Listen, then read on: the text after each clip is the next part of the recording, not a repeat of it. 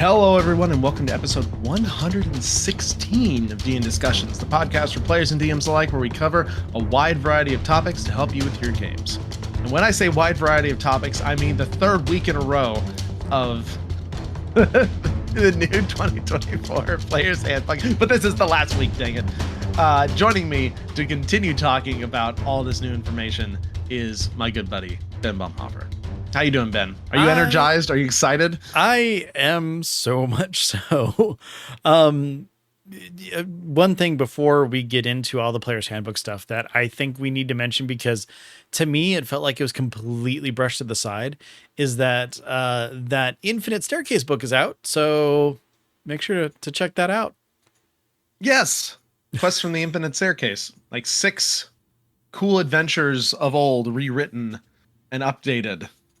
Yeah. For the modern 5e. It is really kind of unfortunate timing in a lot of ways. It really is. Like I haven't really gotten to see or look up much about it just because of the deluge of 2024 Players Handbook stuff, especially considering they just announced the first like 3,000 copies are going to be sold at Gen Con, which is coming up in like a week and a half. So that's that's a pretty big deal. So we'll actually probably start seeing real full-on information versus just some of the highlights that kind they're really kind of giving. Yeah. So that'll be super interesting. And then of course, if you are a D&D Beyond subscriber, you get early access as well, because early access is just the thing for digital now, I guess. Yeah, because tabletop RPGs or video games. Because, I mean, you can go ahead and just, have it right there. Who needs to go out to the store and pick up a physical copy? It's right there. Yeah. So I believe at the highest tier of subscriber, the early access starts on September 3rd. So we're only a little over a month out from getting our hands on this. It's going to be interesting. Of course, we're going to talk about the last, just kind of give the highlights of the last 4 classes. Today we are going to do a little monster fixer, which should be a lot of fun. But Ben, are you planning on switching your campaign over to the new 2024 edition right when it comes out? So badly. Yeah. But the thing that I told my players is that, we're going to look at the book. We're going to kind of go over the changes, and we're going to do whatever's the most fun for them. So there's a very good chance that my Paladin player is going to not switch over right away, because she loves those huge damage numbers of, with my 2 or 3 or my 2 attacks, I pumped in 2 smites, and with my brutal criticals, I'm hitting, 100 damage in a turn. It's like, I get if you don't want that to go away. But then at the same time, my Sorcerer player might think, hey, this is a pretty cool shift. I like where things are kind of going with this. So they might want to swap over. So I might be running kind of a mix of both, especially since some of the subclasses that, are in the new Player's Handbook are being utilized in my game and some aren't. So it's going to be a mixture no matter what. But it's going to be interesting to see what the language and the why can't I words? It's late at night. It's fine. Oh God. Basically the stuff that tells you how to integrate like old subclasses with the new class. The guidance.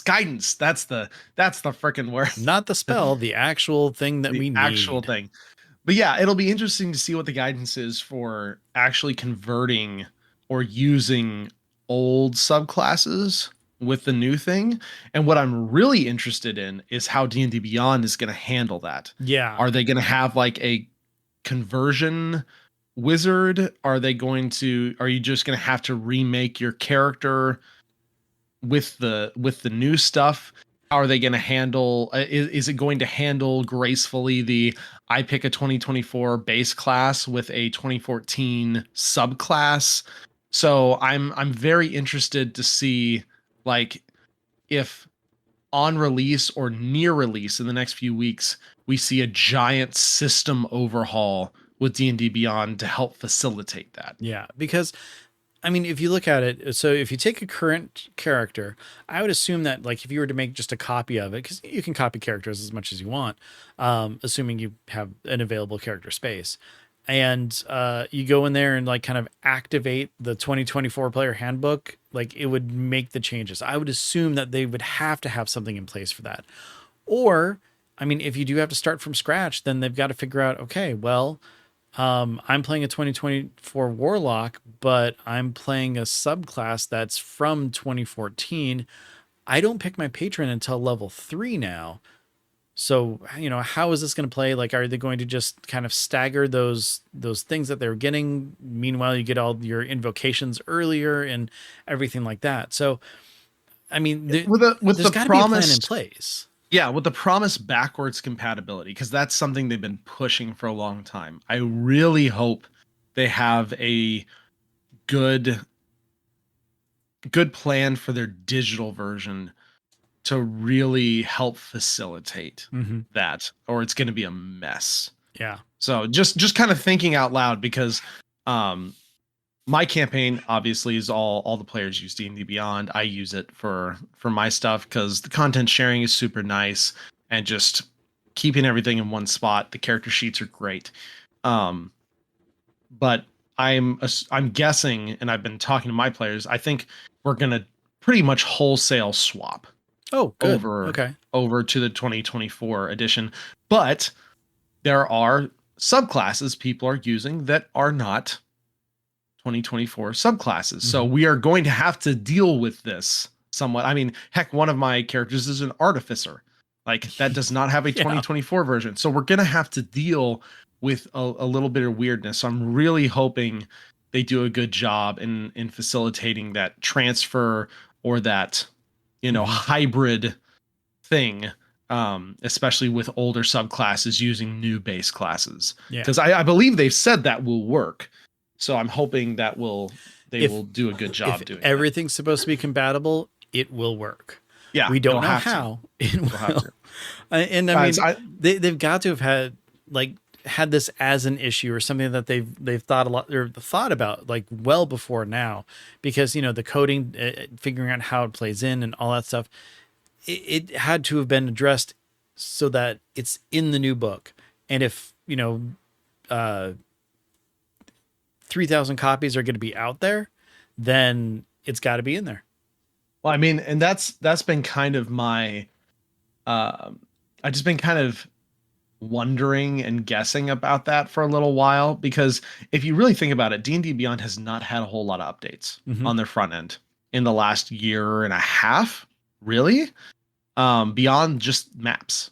Maps has been by far the biggest thing, but there's not been a lot of movement in the rest of the thing, besides them adding, some third-party books and supporting new books and stuff, but very little in the way of new features beyond maps.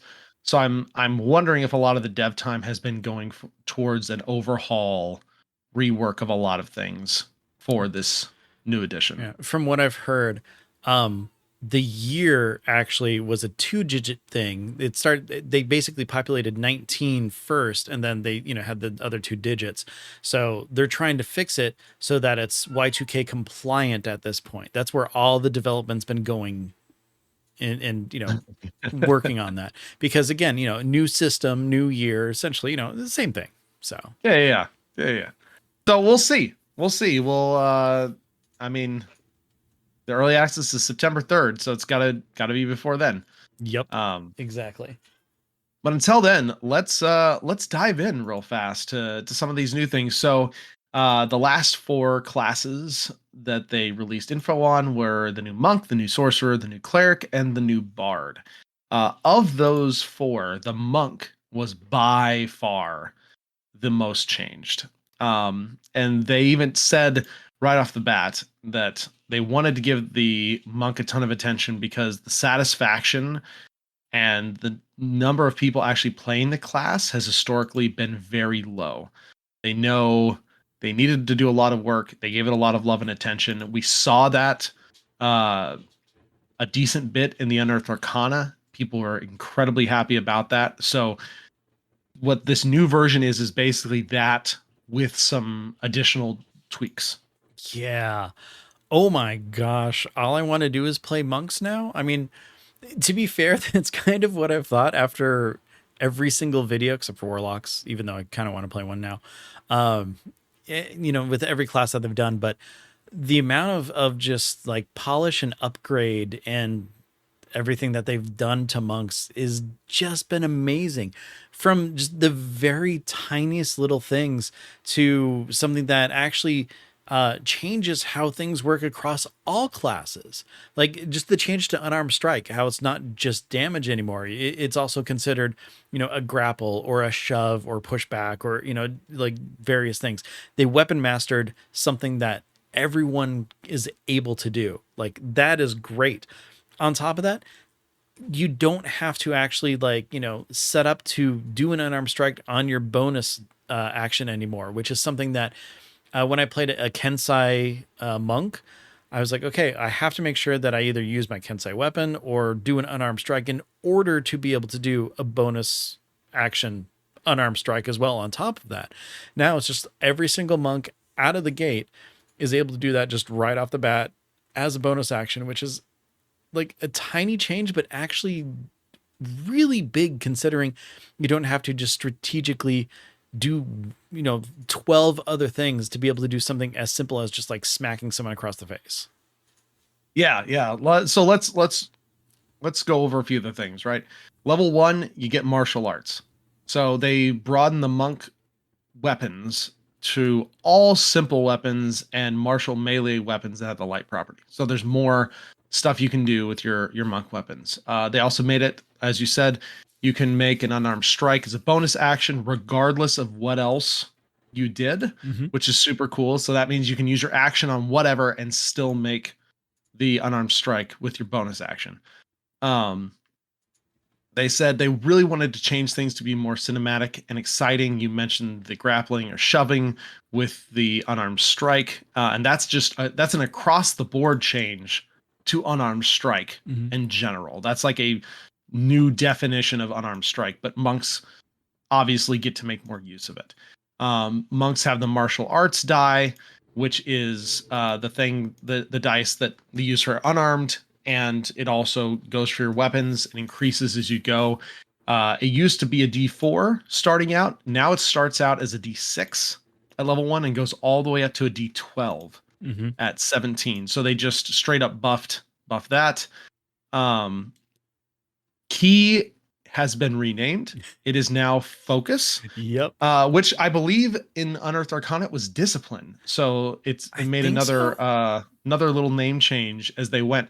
But essentially, they have it functionally changed to where you still have the pool of points, right? But stuff has changed costs. Some stuff does not cost anymore, or some stuff costs to do the base level thing plus another thing, right? So you have things like patient defense that you can do, step of the wind that you can do, but if you actually spend a focus point, that patient defense, that flurry of blows, that step of the wind become better than if you just take them basically now. Like Step of the Wind, you can do as a dash action. You can do the dash action as a bonus action with Step of the Wind without any points, or you can spend a point and you get to dash and disengage and have your jump distance doubled. Same with Patient Defense, right? Patient Defense allows you to disengage as a bonus action and also take the dodge action at the same time if you spend a focus point. So there's a bunch of different things like Flurry of Blows. You still spend a point to make 2 unarmed strikes, right? And that one was unchanged, but will get enhanced down the road in the basic class monk levels. So it's really cool, and I like it a lot because you were point starved in a lot of ways as a monk, especially early on. things were very expensive, or you had to spend a lot of points to do things. So being able to have more ways to get points back, or having things that have a cool like base level design, but then you can enhance it. I like that. That's a player choice thing. Hmm. I like the extra player choice. So big big fan all around. Yeah, and the fact that they're like point star a ton and everything has kind of brought on the level 2 like feature that is absolutely amazing, which is uncanny metabolism. So basically, you rolled initiative, you can decide to regain all of your focus points and also like a certain number of hit points. So you can do that once per long rest. So if you're, you know, coming up in some sort of fight and you're like, oh man, I don't know, this is like the very beginning of the day in game or something. I don't want to spend all my points right now. You can, and then choose to just decide, hey, I have all my points back when you roll initiative, you know, another time later in the day or something. And that right there is like, it's fitting kind of class fantasy, but even more so, it's really seeing where a big disconnect in the monk was before, you know, this 2024 book. They're realizing, okay, very resource starved thing. That's kind of the deal. But now you have all the, you know, more options and stuff, which is pretty great. Um, Level 3, you start getting deflect attacks, which was, you know, basically it was the like, you know, catch an arrow that shot at you. But now as you level up and everything, that ability is going to be enhanced. It's going to get better. Whereas you're deflecting everything, whether it's, you know, any sort of damage, spells, elemental damage, things like that. Once you hit 13. Yeah. Well, yeah, once you hit 13. But the thing is, it starts with just level 3 deflecting your normal attacks and stuff, which is pretty great. I love the fact that so much more stuff is added to it. I think it's so cool. I'm like, that's the one biggest thing I'm excited about, because when you see like these really awesome like martial arts movies and stuff, you know, you're just blocking damage and punches and stuff here and there, just flinging things around. And then the idea of like throwing in some Avatar stuff where they're like, you know, throwing, you know, fire at you and you're just kind of whipping it back their way and stuff. It's just like, it's such a cool, like, cinematic feel to it that I'm glad that it's actually just a part of every monk going forward. I mean, heck, we can kind of jump to the subclasses Yeah. if we want to. But like War of the Elements, as they were describing it, I was just all I could think was Avatar. Yeah. Like literally, it was just like I know a lot of people were very unhappy with that subclass and the fantasy that it provided. They have really, I think, done a great job at making it feel like, oh yeah, this is the Avatar subclass. Yeah, they specifically said like how you're able to attack at a distance, and you don't stretch like Mr. Fantastic or you know, Elastigirl or whatever stretchy superhero you want to put in there. You're like, you know, whipping out water at them, and that's like directly from Avatar, which I'm like, oh, okay, yeah, that makes sense. You know, having a better defense because of like, you know, some sort of earth elementally thing and stuff. Being faster with wind. And on top of that too, like you're able to swim faster because you're pushing yourself in the water using the elements, and you're able to jump higher because of the wind, like just all these other things. It plays into it. And I mean, it's one of those completely rewritten subclasses mixed with a completely rewritten class. So again, super stoked and excited about Yeah. this. Yeah, elemental strikes, being able to do like elemental, like basically mini fireballs, or Mm-hmm. elemental like blow up things. You can kind of theme it how you want. It sounds very cool, and I'm very excited to try it out. Yeah, same here. They also had have Warrior of Mercy, and all the new monk subclasses are Warrior of Something. something. Yeah, that's how they renamed everything. So Warrior of Mercy used to be Way of Mercy. They said that one is pretty much the one that has changed the least. So we probably won't go over that. If you want to know, like just go look up the, you know, Way of Mercy and just imagine that plus a few enhancements, right? Yeah, exactly. The big one, and this is near and dear to my heart. I was going to say Warrior you have Shadow. experience with this. I have lots of experience with Shadow Monk. And I think I was the way I played a Shadow Monk was a little OP because I played it in Rime of the Frost Maiden, and the biggest problem a lot of people have with the Shadow Monk, it was hard to be able to do your teleport because you had to be in dim light or darkness to actually be able to do it, which can be hard to find sometimes in certain areas. And if you didn't have it, that could just completely negate an entire feature of your subclass. The funny thing is with Rime of the Frost Maiden, it's always dim light or darkness, so I could just like literally bamf around anywhere. So And you did. that was definitely peak of that class. But now building in, you can have they wanted to make being able to cast darkness better. So now you can still cast darkness, but now you can also see in the magical darkness, which is super nice.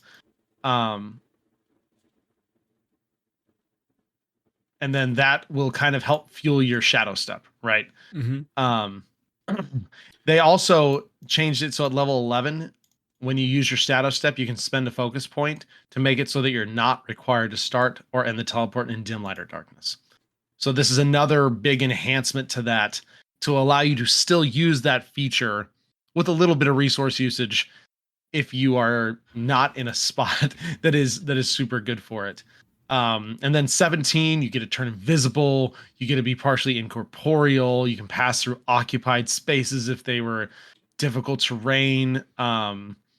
You can use your flurry of blows while you're in that state without spending focus. Like, it's super, super cool.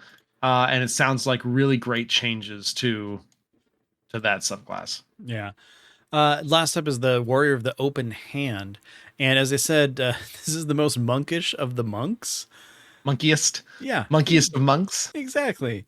So it leans into kind of like the core kit and everything of, just really utilizing your bonus action correctly, using your points and everything. There's level 6 ability, Wholeness of Body, which is now like a bonus action. You can use it multiple times a day. There's a Fleet of Step that's lets you like do Step of the Wind just right after a a bonus action, which is, pretty awesome. Like anytime you do a bonus action, you get Step of the Wind with it, which is kind of cool. And then the other big update is Quivering Palm is no longer exactly a insta kill on anything, which I'm kind of happy. Like, I've never had any experience with it, but I'm kind of happy about that because, you roll really horribly on your save against it, and then your 400 health point monster is just dead from one attack. It's like, yeah, let's kind of take that away. But the good news is that you're actually going to be doing just like a truckload of damage still, so it is still viable to use. It's not an insta kill anymore. Yeah, that's probably a good way to balance it. Yeah. It's just like, this just does a ton of damage, and you get to roll more dice. Yeah, exactly. It's no 5-point palm exploding heart technique or anything. But yeah, so lots new to the monk. A lot of people very excited. I'm very excited. I think, honestly, out of all the classes, I think the monk was the most improved. To be completely honest, I think they really knocked it out of the park with that one. Definitely. Ben, let's jump over to the sorcerer. Yeah.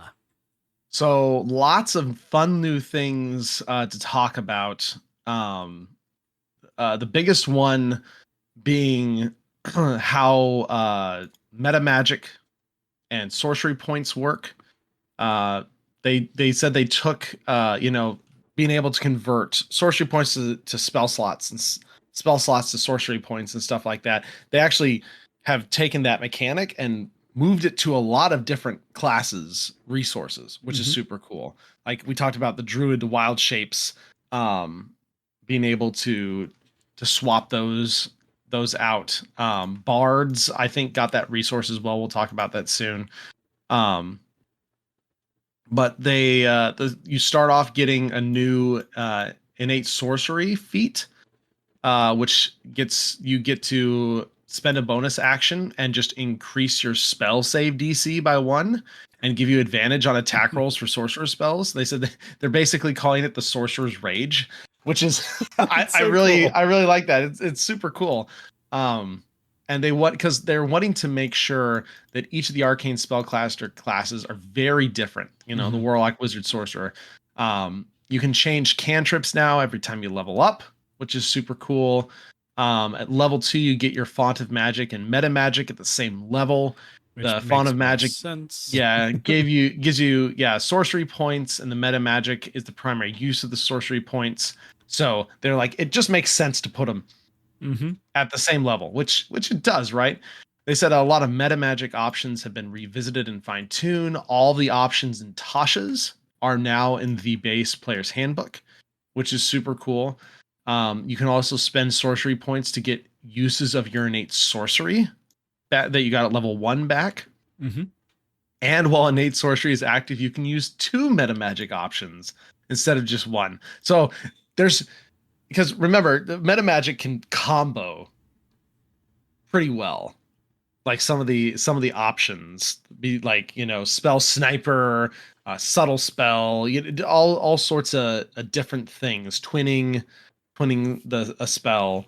So there's a lot of really fun options that I think you'll be able to do once you get some meta magic options and start leveling up. Yeah, they really are focusing on those meta magic options as like kind of the kit for the sorcerer, and that, like you said, that's really distinguishing it from wizard and warlock. So much so that like if you're able to get up to level 20 once per turn, you can just use meta magic without any sorcery points. Which, I mean, at level 20, you should be like super duper powerful no matter what class you are. But sure. I mean, that right there, it's like, oh, I'm just going to fire off 2 spells with no cost to me whatsoever. I mean, that's cool. I'm going to target 3 different things. I'm going to take this bonus action spell and turn it into a full action, just tiny things like that. And being able to mix and match and stuff is just like, like, can you imagine? It's like, oh, that person's 120 feet away. Well, guess what? I'm going to go ahead and lengthen my spell. And then also, because he's got a buddy next to him, I'm going to twin it. And I mean, you're just devastating once you get further and deeper into some of this stuff. Like, the combinations are going to be wild and crazy. Yeah. They mentioned basically that from a player standpoint, if you want to think about it, the warlocks are all about extreme customization as you level up. Wizards are all about just versatility overall because they will have access to the most spells, whereas sorcerers are about customization in the moment with your sorcery points and your meta magic. Yeah. As far as subclasses go, 2 of these are pretty easy because the aberrant sorcerer and clockwork sorcerer have migrated over from Tasha's into the player's handbook, and they said both of these subclasses were left largely intact, which is not surprising. A lot of the Tasha's subclasses that were migrated over were left largely intact and just had minor tweaks. Obviously, those are fairly recent design, so that's not super surprising. However, the other 2, Draconic Sorcery and Wild Magic Sorcery, have a lot of new things. So the Draconic Sorcerer, obviously, dragons and sorcerers have been very linked, very associated together. A lot of sorcerers, because sorcerers is about innate magic. So like a lot of them have like that magical or that dragon bloodline or that magical force that have a draconic element. So the biggest thing they talked about that this will have is you will have more HP than the usual sorcerer. You'll have a higher AC than a normal sorcerer without wearing armor. There's new draconic spells. So there's some new spells we talked about and they're in the player's handbook. Some of those are draconic, so that you can fully lean into the dragon fantasy. Like 3rd level, you get Dragon's Breath. 9th level, you can summon a dragon, which is pretty cool. I believe it's another one of those like scaling custom stat blocks, Yeah, not like an actual dragon. if it's similar to the one that is already in, I'm assuming it's probably from Tasha's or Fizban's. Yeah, it definitely scales by level. One of my players has that, and it's come in clutch a couple times in some fights. Yeah. So yeah, it's all very dragon themed, much even more so than it was before.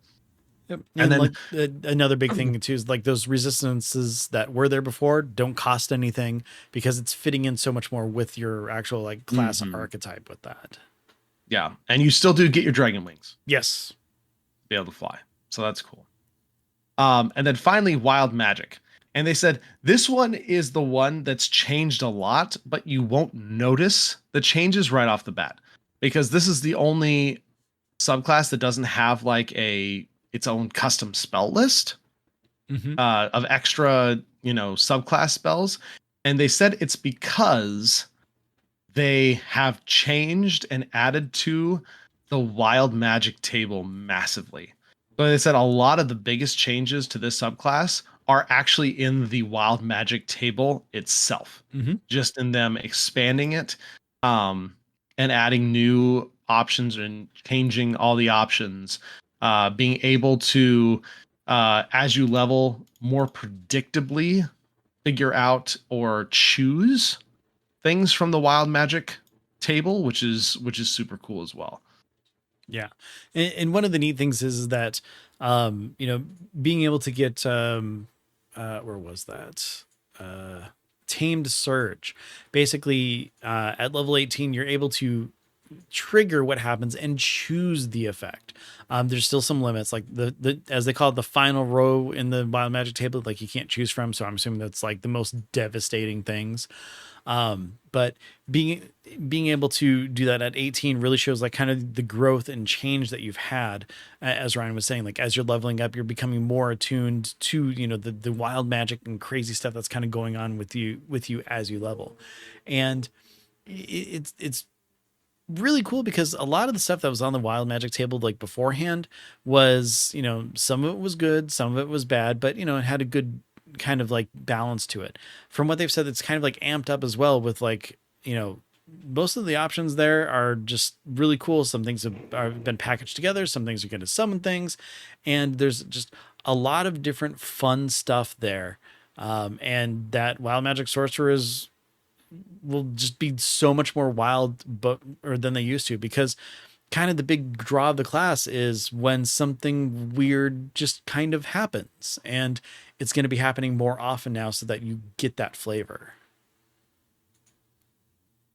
It sounds cool. Like the wild magic stuff has always been super fun. I actually had a wild magic sorcerer multi-class in one of my campaigns, and it was really fun to see some of the wild magic surges when they happen. So this just sounds even better. So I'm excited for that. Cool. Let's move on to the cleric. The cleric, they said they wanted to like keep the core identity while amping up the fun, right? First off, they wanted to make sure that people who are focusing on healing could feel good about it. All the healing spells, I believe we mentioned, have been upgraded. So happy. So which happy. is nice because a lot of them just didn't do a whole lot, especially as you were leveling. They did not scale super well.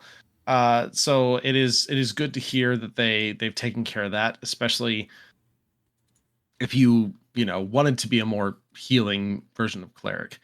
At level go ahead. Just gonna say, there's no better wake up call than like healing in D&D was not very good than playing Baldur's Gate 3 at level 11 and casting healing spells. Yeah, I love Baldur's Gate 3 for many things, but one of the best things was it did expose some of the like the weaknesses in the system in a few spots. And I mean, they even mentioned it several times in the video where he's like, I was playing Baldur's Gate 3 and this was really annoying, so we changed it. Yeah. It's like, oh, I didn't realize this was so annoying. But yeah, like the for some biggest thing reason when you play a produced video game. Yeah. Yeah. Yeah, Uh, I love that. so at first level, you get a new feature called Divine Order. It's similar to the Druid's first level feature that basically lets you choose if you want to go into a more spell casting direction or armor and weapons direction. That gives you a little space, uh, getting proficiency with martial weapons and heavy armor, or getting an extra cantrip and buffing some of your ability checks with a bonus equal to your wisdom. Um, they also allow, like some of the other the other classes, swapping out a cantrip when you level up Mhm. now, which is really nice. Second level gets you channel divinity. You still have turn undead. You get a new option called divine spark. You can channel it to deal damage or heal with your channel divinity, which is cool. Mhm. And then of course, subclasses has varying things they can do with their channel divinity. Yeah. Um, Like using that a whole lot more is something that I'm a big fan of. I played a cleric for a while in a game years ago, and that was just one of those features that I never used unless there were undead around. I mean, I was a life domain healer and we didn't really take a ton of damage, so I had no point in using it. So having more options to go or to use that feature would definitely feel a lot better. yeah, and they even called that out, that if you're in a campaign that doesn't have a whole lot of undead, like, you were missing just a big chunk Hmm. of a class feature. So they wanted to add more options just in case there wasn't, but they also wanted to change turn undead as well to Yes. be like less disruptive, because ultimately not it wasn't very useful for the undead menace to be half a mile away when your turn runs out. So because that would just fear them a lot of times until you could get high enough to start like insta killing them. Hmm. Um, but now it doesn't have them running away anymore. It has them incapacitated and frightened for a minute. Um, Still tries to move away as far as it can, but it no longer dashes, uh, which is cool. And it's buffed up at level 5 later with a new feature called Sear Undead, which you have the option to use Turn Undead to blast the undead creatures you're turning with radiant damage. It replaces the old part of the Turn Undead where it eventually just outright destroys the undead of a low enough CR. The damage burst will still eventually be enough to destroy smaller CR undead, but will also still deal some good damage to creatures at higher CR that wouldn't have been affected previously. So this is one of those things where it's not an all or nothing. It will actually scale now so that it will be useful when you're fighting maybe higher level undead creatures. Yeah. Level 7, another new feature called Blessed Strikes. It's replacing two different features that were appearing in some classes. Basically, you can have either Divine Strike or Potent Spell Casting, and it's going to buff, either your attacks or your cantrips.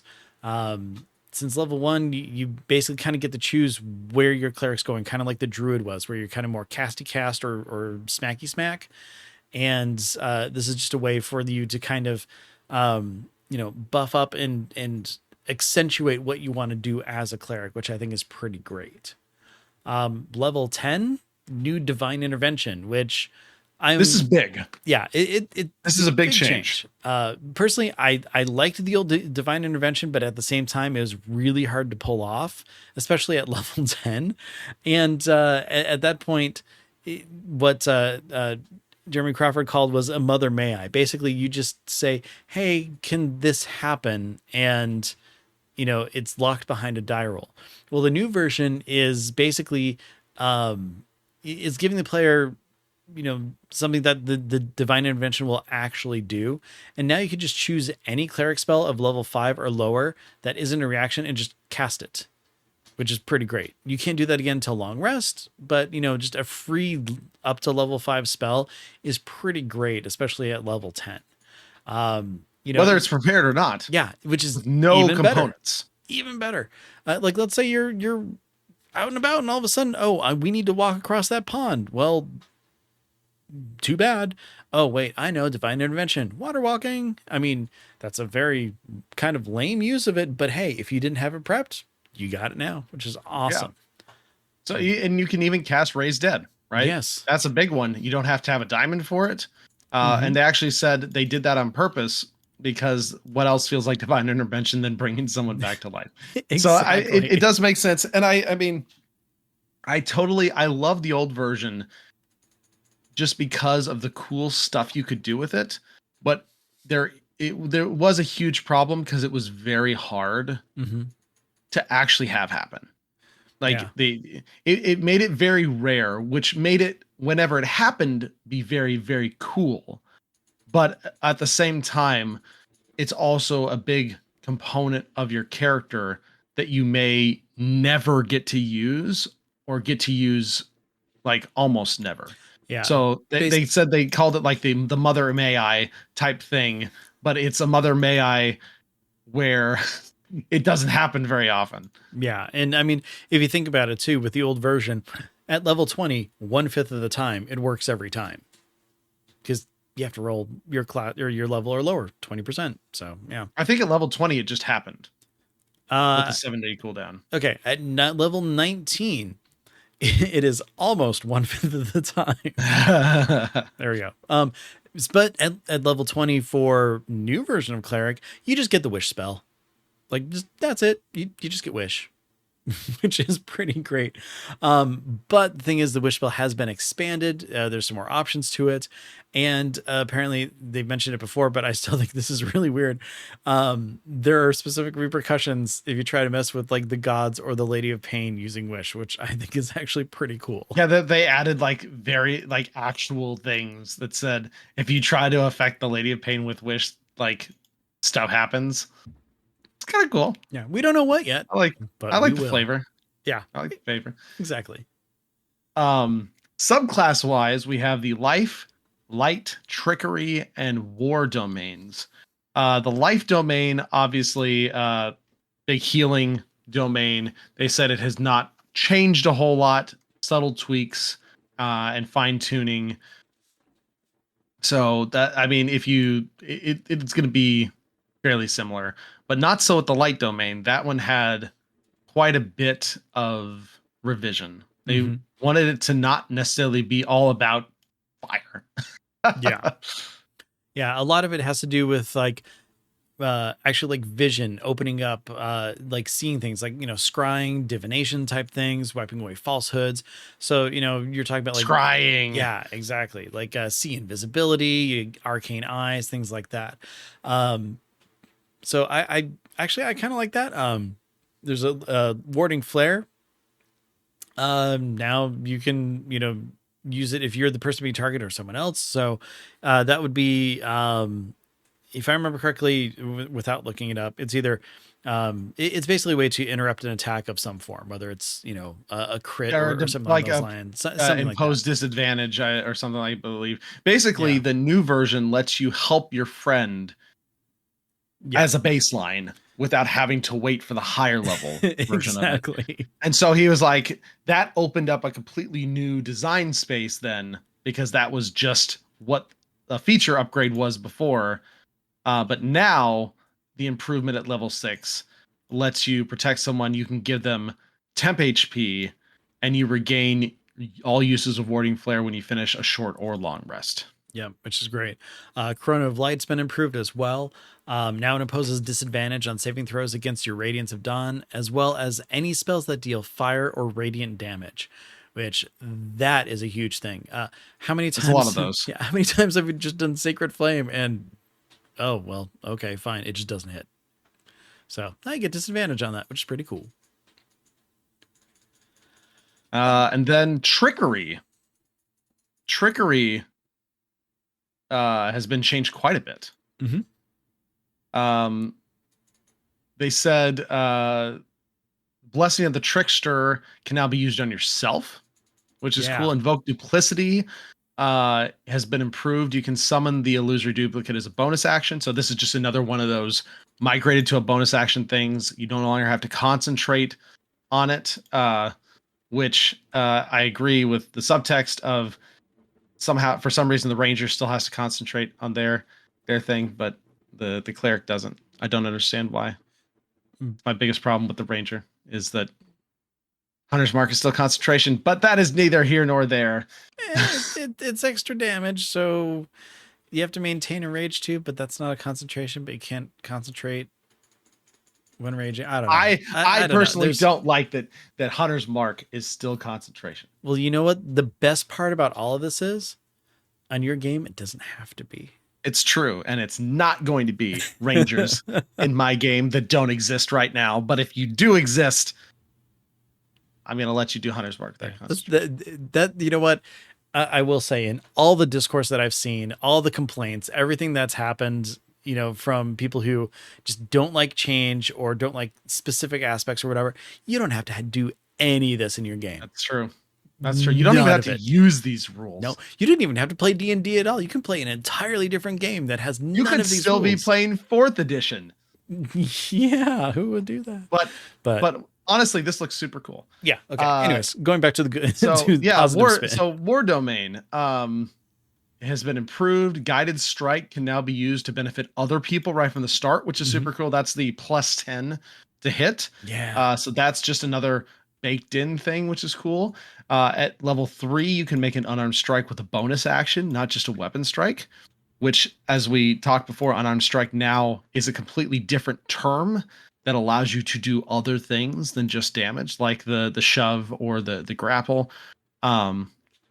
You get the Warglad's Blessing at level 6. This is great. But it lets you spend your Channel Divinity, to cast Shield of Faith or Spiritual Weapon without a spell slot, which is cool. The Spiritual Weapon is honestly, one of the most useful spells in the game. It really is. It's not concentration. It lasts for 10 rounds. It can do a decent amount of damage. It's pretty good. They also are getting Steel Wind Strike in their spell list, which is absolutely bonkers because Steel Wind Strike is an amazing spell. Yep. So much so. I mean, they're really buffing up the War Domain, and I mean, it's what it's all about. Like a mini barbarian almost. Yeah, exactly. In some ways, like a caster barbarian. Yeah, makes sense. Mini paladin / barbarian. Yeah. But yeah, super cool stuff. Again, not near as many changes as like the monk, but there's a lot of really good stuff in there, and I'm pretty dang happy with all the changes. Yeah, same. And then finally, Ben, one of your favorite classes. Yes. The Bard. The Bard. Lots of really cool stuff, including how inspiration works. So you're the Bard expert. Why don't you run us through the Bard? It's just the best class. There we go. We're done. That's all we need to know. So the Bard is basically having its own spell list now, which is actually something that's pretty great. It's not just kind of stuck to, a certain bits here and there. But that list has been completely improved. Bards can now change a cantrip every time they level up, which I love so much because there are many times where you're as a bard just picking your spells and then that's it. Just you realize, oh, I'm never going to use this, or in this game, this doesn't work all that well or anything. So being able to change a cantrip is great. The fact that bards are now able to prep spells at the beginning of the day, if I remember correctly, I'm not seeing this in the write-up, but I'm pretty sure that that's in there somewhere. I am super excited about that. I think that is great. Let's see. You can get Bardic Inspiration back by burning spell slots to get it, which is actually pretty cool.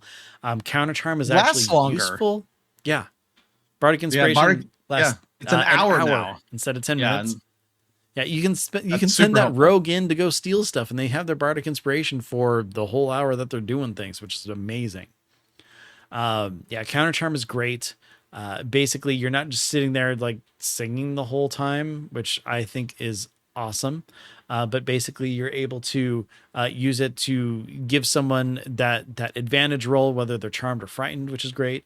Magical Secrets has been kind of upgraded, which they don't really delve into any spell lists, but that's because they need to kind of have their own identity and stuff. But it's great. Bards can now loot from different like lootable spells from the spell list. So it's not the entire thing, but they have like things that they can kind of like pick from, which is from obviously the Bard spell list, but also the Wizard, the Cleric, and the Druid. So you're able to kind of pull bits here and there, which is pretty great. And they're, specifically picked for Bards to be able to use, which I'm pretty happy about. Let's see. Gosh, what else is there? There's so much more. Let's see. Superior information has been changed and revised. That's when you get to level 20. Now it's at level 18, which is great. Let's see. True Jack of all trades with all this stuff. Yeah, lots of just minor, normal, just class changes that in our Rime of the Frostmaiden game, if we switch over, I probably am going to just jump at the chance to change my Bard, especially since the College of Lore actually got looked at as well. But we'll get there, because first off is a brand new subclass, which I think is pretty cool, the College of Dance. It is a lot of this fun. is fully brand new. Yeah, exactly. Because they talked all about bards, the words of creation, right? That is kind of like the source of the bard's power, like creation, and creation manifests in many different ways, be it spoken word or song, or in this case, dance. And so this is a fully brand new subclass that has not appeared anywhere before. And so it's all about busting a move, as they said. So like at level 3, you get Dazzling Footwork, which basically gives you a boost to your performance. Your performance involves dancing. It gives you an unarmored armor class because you're more dexterous. It makes it so you can use a bonus action to use your Bardic Inspiration. You can unarmed strike for free as well. And of course, again, unarmed strikes can do more than they used to be able to. Also, your unarmed strikes as College of Dance will deal more damage than a typical unarmed strike for everyone who's not a monk, which is cool. Yeah, it uses dex as opposed to strength. Yeah. And then you roll your Bardic Inspiration die for it.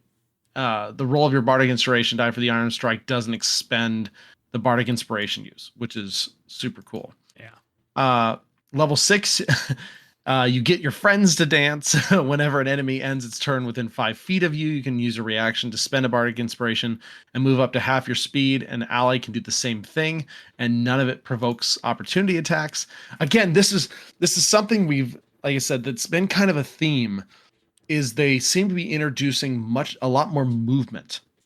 So for like your tactical situations and stuff, it feels like, and obviously we won't know until we play, but it feels like the tactical combat part of D&D is going to be a lot more mobile than it was before, especially for martial classes who, for the most part, used to be stand there, I move to a guy, I hit him till dead.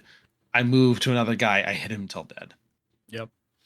A couple other things in the College of Dance is that you get a tandem footwork feature. Basically, if you spend a Bardic Inspiration, you roll your die, and then you and your allies all get that number added to their initiative, which is a huge bonus. I think that's pretty great. And then, of course, at level 14, they get evasion, which totally makes sense because they're just dancing around the battlefield the whole way, which I'm pretty happy about. Next up, we have College of Glamour, which first appeared in Xanathar's. So it also migrated to the player handbook, but it is a little bit updated. See, the Beguiling Magic feature has been kind of updated. You always have Charm Person and Mirror Image prepared, which is pretty good. Your Mantle of Inspiration has increased the number of temp hit points. Your Mantle of Majesty always has the command spell prepared. Let's see, Unbreakable Majesty, like when a creature hits you with an attack for the first time on their turn, they have to succeed a charisma saving throw or their attack misses. Let's see. Oh, then moving into the College of Lore. This has been revised, apparently, a bunch of things.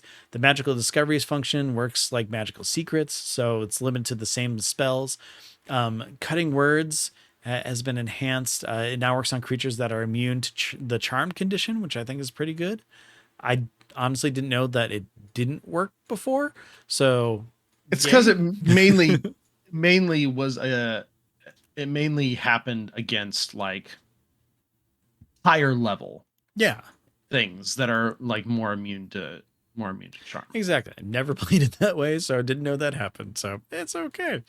Um, Peerless skill. Basically, if you use your bardic inspiration with that feature, you can turn the fail into a success, and you do not need to turn the fail into a success.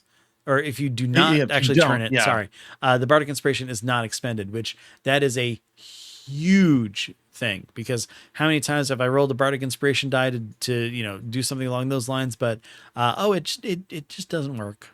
Then I've just completely wasted that. It, and the thing is, We're seeing more of that too.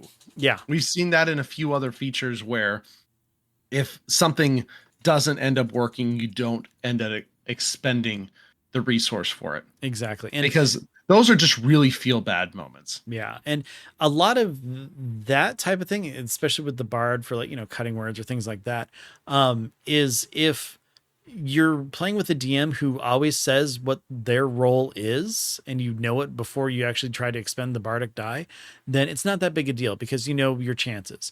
Whereas if you play with a DM who doesn't announce what it is, and Yes. your friend gets hit for a 28 and their armor class is like 15, but you rolled like a cutting words trying to stop it, not knowing that it was a 28, you never had a chance of getting that to stop. Exactly. So you basically could just completely wasted a resource without even knowing that you would never have succeeded. So this is actually a really awesome extra like change that's happened. I'm a big fan of that one. Yeah, I like that. And like that's something I think we've talked about this some before. That's something I personally do as a DM. I hate when people waste their resources on stuff that they don't know about when they can't succeed. Yeah, it's like I think that's dumb. when my sorcerer who knows shield, um, you know, like if ever I hit them, I let them know what the die number is so that they know, oh, well, shield's going to reduce that by 3 or something like that. So there we go. I'll be fine. And I can cast shield now and stuff like that, because I do think it's a bit crap not to really know that you have a chance of stopping something like that. So I'm with you on that. Yep. And then of course the final subclass is College of Valor. It's not changed a whole lot. The biggest thing is, and this is something that has been added to some of the other classes as well, is when you get your extra attack. So you have your attack action and you can attack twice. You can actually now replace one of those attacks with a cantrip so that you don't have to waste 2 attacks on just casting a cantrip. So now you can actually do an attack and cast a cantrip, which is cool. I like the flexibility of that because it never felt worth it to just cast a cantrip when you were losing a full attack. Mm-hmm. Yep. And then on top of that too, again, it depends on how rules heavy your DM is, but they can now use simple and martial weapons as their spellcasting focus. So big deal on that, especially for some very by the book rules followers. Agreed. Well, that's it, guys. That's all the new 2024 Player's Handbook classes and subclasses. On the whole, I am pretty much I would say 95% happy with everything. Yeah, definitely. This is I think it is worth the changes. I think there's been enough changes to probably consider again it's 5-5. It's 5-5. It's an update. It's just it's just an update. But I think it is probably a worthy update to buy again. They have done a lot of work. There are a lot of changes, a lot of really good enhancements. Obviously, we haven't seen the Dungeon Master's Guide or the new monster manual yet. The monster manual is specifically something I'm very interested in seeing how 10 years of monster design will look in the new base thing. But we know that the new DM's guide or we're 99% sure the new DM's guide is going to be a lot better, just because they've self-admitted that they spent the least amount of time Mm-hmm. originally on the Dungeon Master's Guide because it was such a rush to finish. So I think this is a worthy update to fifth edition. I think for the most part, all the stuff will be very enjoyable, and I definitely plan on switching over to it for my home game when it comes out. Yeah. Yeah. I'm really excited. Like I said, I've gushed about almost every single one of these classes. And as a DM, that's a little sad because you don't get to really do as much. But, as a Our player, goodies are I'm coming, excited. Ben. I know. I know. Our goodies are coming I know. soon. I just always want I, to I play too. assume we will. I will see. I mean, I assume we will see a bunch of videos drop for the new Dungeon Master's Guide, for the new Monster Manual here shortly. Yeah. Once we get a little bit closer to those release dates, and Yep. I'm already excited about what I've heard of the Dungeon Master's Guide. Simply between the lore, the Bastion Mm-hmm. stuff, the crafting stuff. That is all very exciting to me. Exactly. And I'm just really looking forward to reading about how to DM because, in all honesty, I've just been kind of, doing it on a wing and a prayer. So, maybe he'll get better. I mean, you can always improve. Very Always true. room for improvement. Very, very true. So before we start wrapping up, we're gonna have a little monster fixer. And this one brought to you by Ben Bumhofer. We're gonna talk a little bit about spectators. Spectators are the little brother to the beholder. They are the aberrations. They have the one big eye, but instead of all the extra stocks, they just have four. Yeah. They are a lower level monster. They are, CR3, right? They've only got 39 hit points with 14 AC, but they have some of the cool eye beams, kind of like beholders do. And this can make for a super cool lower level encounter. I would probably buff the hit points a little bit. Yeah, definitely. Because this is one of like the OG basic rules monsters. And I feel is one of those like a little undertuned, like many of the basic rules or OG monster manual monsters. Yeah. But it is a very cool concept. So we wanted to talk about it a little bit, how it could be improved, how you might fight it or make a kind of cool higher level feeling encounter from it at lower levels. Yeah. So, I mean, for me, the thing that I kind of came up with was you said it right there. It's got eye stalks. And when you look at this isn't a creature that's made to completely kill the thing that, or to kill party members. Like a beholder has two essentially could be insta death rays, as well as like kind of a bunch of like befuddling and status effects and everything like that. So I thought, instead of giving it, like a damage buff or anything like that, what if we give it new different types of rays that have different status effects, they like really play it up, play with expectations, going anywhere from blindness, silencing for maybe a turn or two or something like that, to causing levels of exhaustion. One thing that I thought would be a kind of cool is I maybe, love that idea. yeah, Especially with the new exhaustion, the 1 through 10 Mhm. levels of exhaustion. Make it a mechanic. Yeah, that's what I Very had cool. in mind, as opposed to the, oh, you're dead after 6, because that's no fun. But yeah, adding levels of exhaustion I thought would be cool. Another one that I thought would actually be really neat is just like, I don't know what better way to say except for like a gravity beam, where basically your character is weighed down more, so their like melee attacks are at disadvantage because it's harder to swing that weapon or pull back that bowstring or something like that. Why don't you give them heat metal from an eye beam? You give them the Superman heat vision or something like that. And then because they don't have that frontal anti-magic cone that beholders have, maybe have the beam create an area of anti-magic just kind of on the ground, like a, A 10-foot radius. square or something like that. Yeah. Yeah. Just like that area is anti-magic. If you're in there, you can't cast anymore. But if you stand in it as well, you can't get hit by one of the beams. So, add some strategic like anti-magic, like, I don't know, minefield spots kind of around the whole area and stuff to kind of play around in. Just have fun with those rays, have new stuff going on, and do status elements, because again, this isn't meant to just outright kill everything that you see. Yeah, totally agree.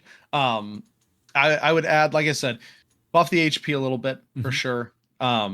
Because a party of 4 uh level 3s will absolutely rock this thing in a round, probably with an AC of 14 and 39 hit points. Oh yeah.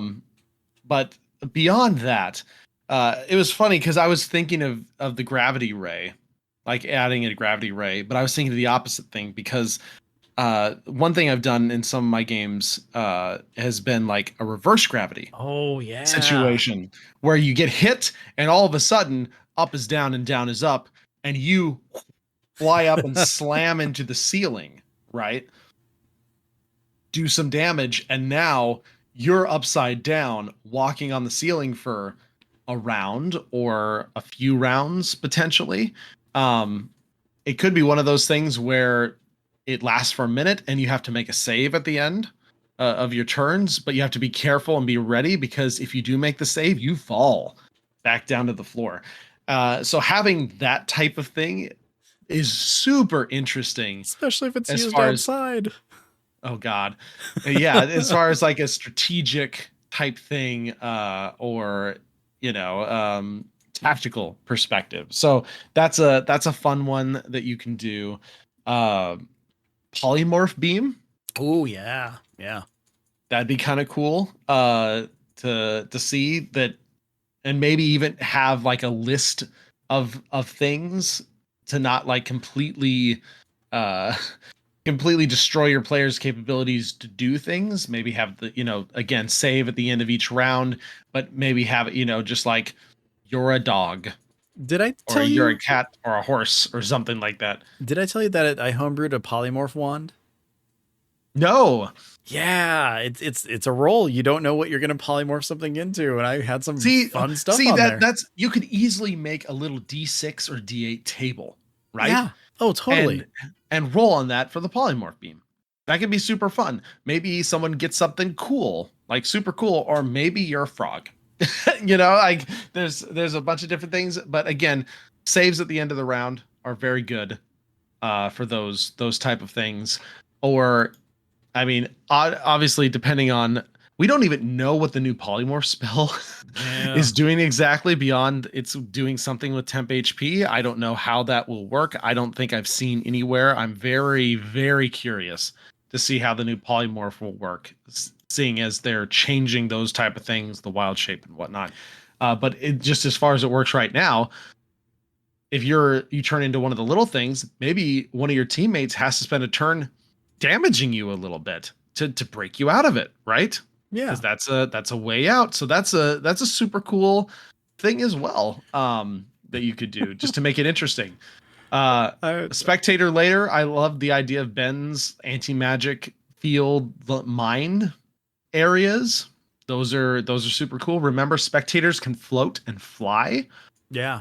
so you can be very tactical about those types of things as well.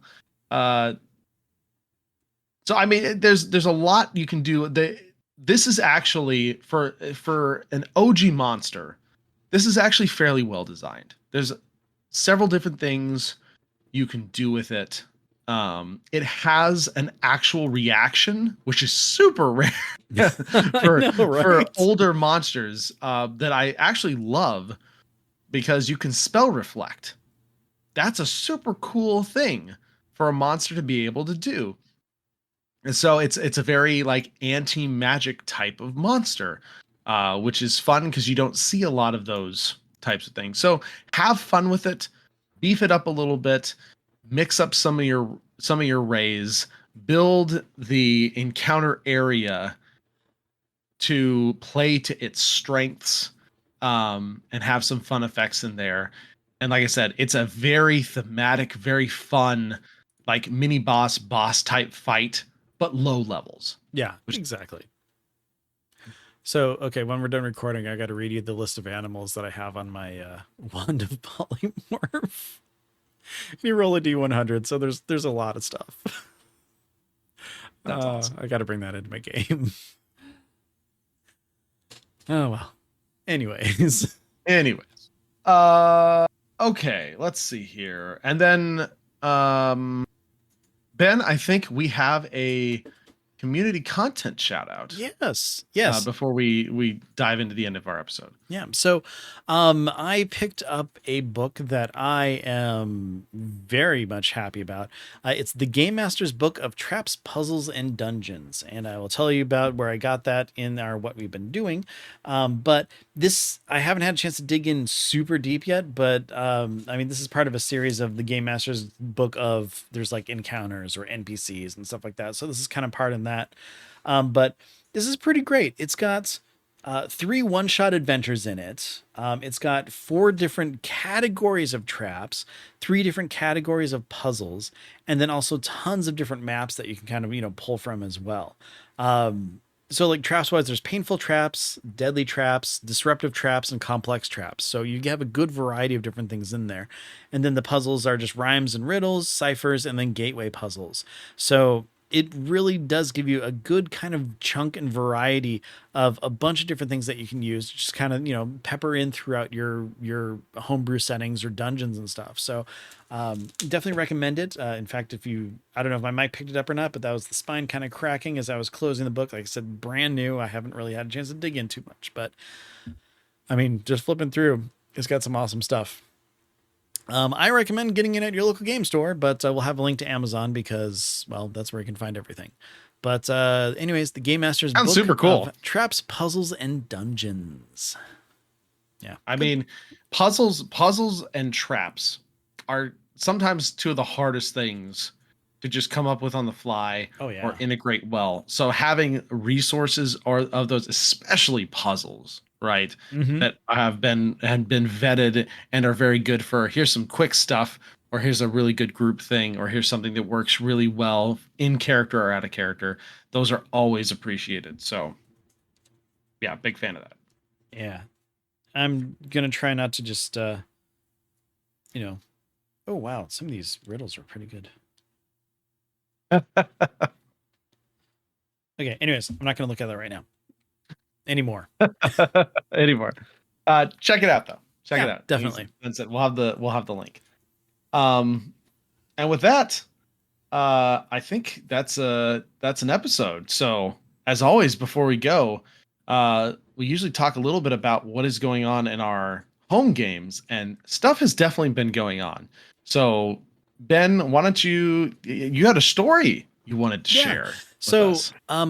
we hadn't played. We're actually playing this Saturday, so I am looking forward to that because pirates broke out of the brig on a ship. So what's going to happen? Who knows?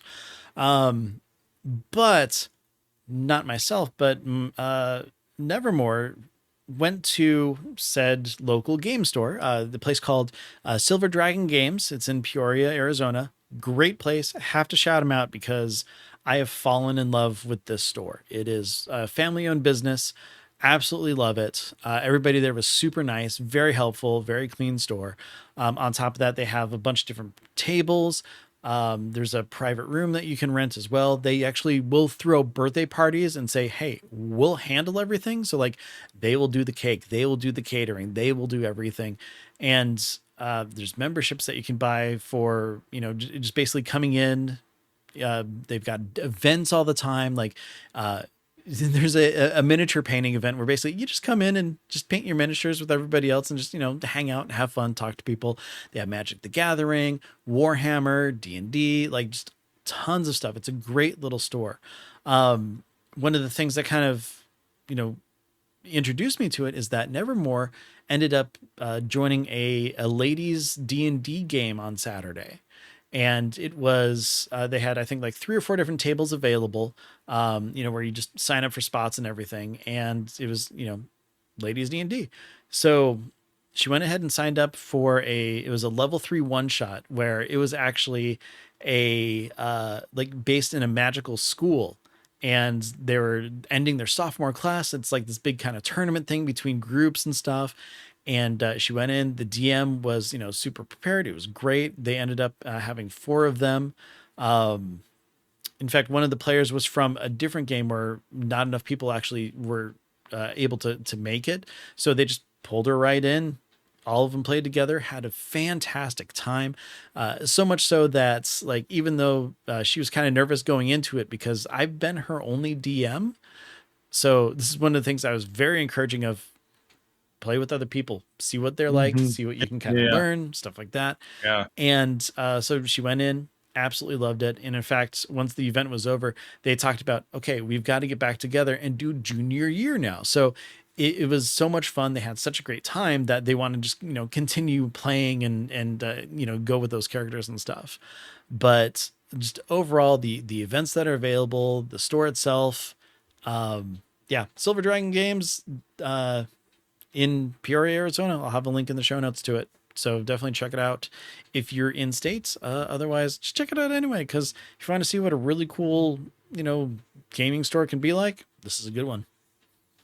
Yeah. Very neat. Very neat. I am a huge fan and proponent of friendly local game stores. Now, Mm-hmm. obviously, not all of them are perfect. Not all of them are welcoming, but many of them are. And many of them host these type of events Yeah. that are excellent for new people, that are, West March style games where you can just jump in and jump out as you need to. We have a local game store here that I absolutely love, and have been going to for years and years and years. I've played war games. I've learned many new RPGs. I've taken paint classes. It is just an absolutely wonderful thing. Tabletop game and hobby here in Kansas City. So if you are around that area, I highly recommend you checking them out because they are freaking awesome. So um, always good to hear about other just very inclusive, welcoming, friendly local game stores. Yeah. If you For have a sure. link to your store, put in the notes. I'll make sure to add it to our community page as well. For sure. Yeah. So, Me. yeah, I was going to say, I know you kind of have some things going on in your Oh game. my So God. what's up? We had the Arkender um Oh, this last Friday.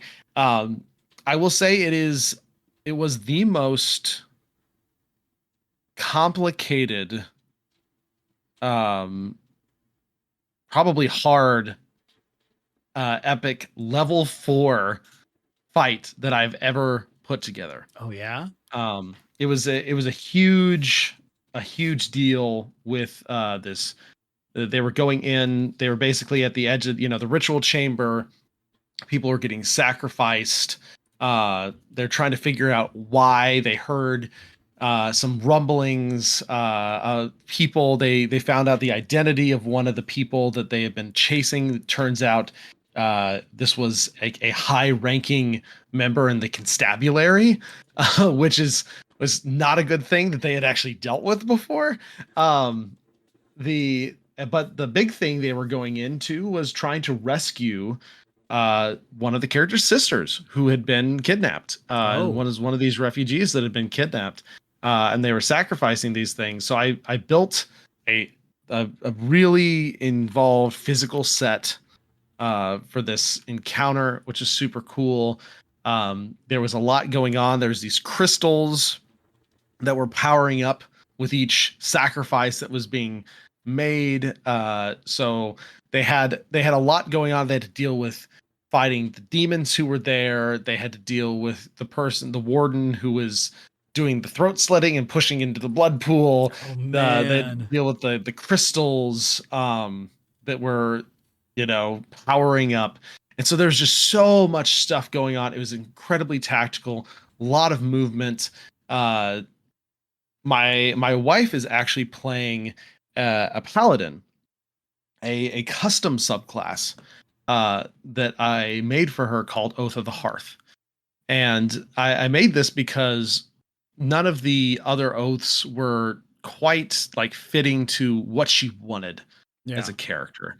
And I based it a little bit off of mostly just the name, off of one of the Kobold Press subclasses, but then ended up editing it massively, but kept the name because I really liked Oath of the Hearth, because her character is a retired innkeeper, is like involved in caring for refugees that happening due to this war that's going on in the world right now. And so one of the cool channel divinity things that she gets as an Oath of the Hearth paladin is that using your channel divinity, uh, any when you burn it, any characters or everybody, this is allies, enemies, everyone within the sound of their voice, so 60 feet, whenever they just like stop this violence or they yell, uh basically cannot attack unless they succeed on a saving throw, and it lasts for a Okay. minute. Oh, okay. And but this affects both allies and enemies. But the big thing is enemies get disadvantage on the saving throw. Nice. The effect breaks when the person takes damage, but otherwise it lasts for a minute. So and I'm so proud of them because this was a hard fight. This was a very hard fight. This would have, and without using this the way they did, it probably would have had to have been much more of a smash and grab type thing to get her sister out as quickly as possible. But they ended up doing this, and it was super cool because it ended up allowing them to control the battlefield in a way that I wasn't thinking about necessarily when I designed this encounter. And I rolled very poorly on saving throws. And so they were able to kind of systematically target things while taking very little damage themselves, at least for a little bit. And were able to move their way up, doing some really cool things with, because I think I've said in the past, I've instituted shoving as a bonus action with a cool little tweak to where you do the opposed checks, and depending on what the difference is, that's how many feet you can push Yeah. them and stuff like that. So they were using that to like push people off the platform, to like push like the commoners away from the edge, so that they couldn't kill them, and do all sorts of really cool things. Like, it was incredibly dynamic, tons of movement, and they were able to, at the very last moment, save her sister, which was Nice. super cool, because it was definitely not guaranteed at the start of the night. I was very nervous for them, but they managed to pull it off, and it was super cool. They ended up destroying one of the crystals, but there was enough people sacrificed that it summoned this giant demon lord who they obviously had no possible hope of defeating. Some of them went down. Our artificer orc ended up getting knocked down, but then adrenaline rushed. You had the stone's endurance or whatever, your Yeah. orc passive that brings you back up. Ended up destroying the second crystal, which helped suck the demon back into the unstable portal. The necklace of one of the characters went off and summoned a celestial from the organization he's working with, but by that time they actually had done a really good job, and it just helped do some cleanup. Overall, it took the whole session to do. It was a nail biter. Everyone was super engaged, and it went just so much better than my expectations.